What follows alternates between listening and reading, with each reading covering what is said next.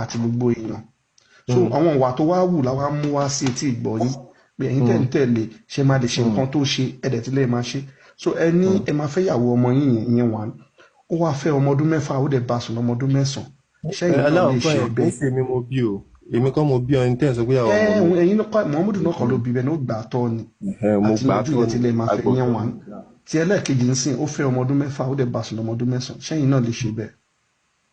éèjì yẹn fi éèjì yẹn kalẹ̀ sẹ́ éèjì yẹn nọ́mbà ni. éèjì náà ni Muhammadu lè fi kó tiẹ̀ jẹ́ 8 years ló ti mature ẹ fi 9 years kalẹ̀ kó jẹ́ 8 years ló ti mature ẹ fi yẹn lẹ̀. wọ́n ti dá yín lóhùn olówó èkó olóhùn lè bá ọmọ ọdún mẹ́jọ sùn. tó bá ti lè mature tó ti mature ẹ fi lẹ̀. so ẹni sọ ṣé ọmọ ọdún mẹ́jọ ẹ pamọ́ ìkíni. àbú olódodo ẹlẹ́yìn lè bọ́ ọmọ ọdún mẹ́jọ sùn.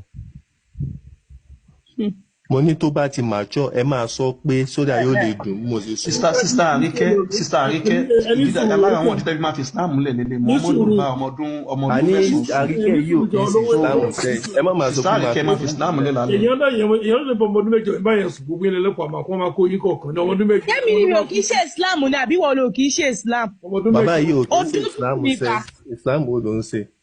àlọ́ dójú tì mí fa ìwọ orí kéwúké orí tú ọ̀rẹ́ ní ti sọ ó dẹ̀ tún sọ fún mi pé ó tún lè bá ọmọ ọdún mẹ́jọ sùn wèrè experience wo ló wà lórí ọmọ ọdún mẹ́jọ. wèrè pẹ̀lẹ́ ọmọ tó ti máa ṣọ ọmọ ọdún orí gba ọ̀nà disbẹ́gì ìwọ gangan bó ṣe wà yìí tí ó bá yẹ pé wèrè tó yẹ. ṣé ẹ dẹ́tẹ́ pé kí n tẹ̀lé nínú Islam.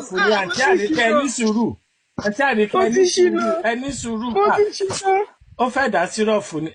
nǹkan tó fẹ́ kẹ́ mọ̀ jáde ni pé Muhammadu bá ọmọ ọdún kéré ọmọ ọdún mẹ́sàn-án bá sùn àti gbogbo èèyàn.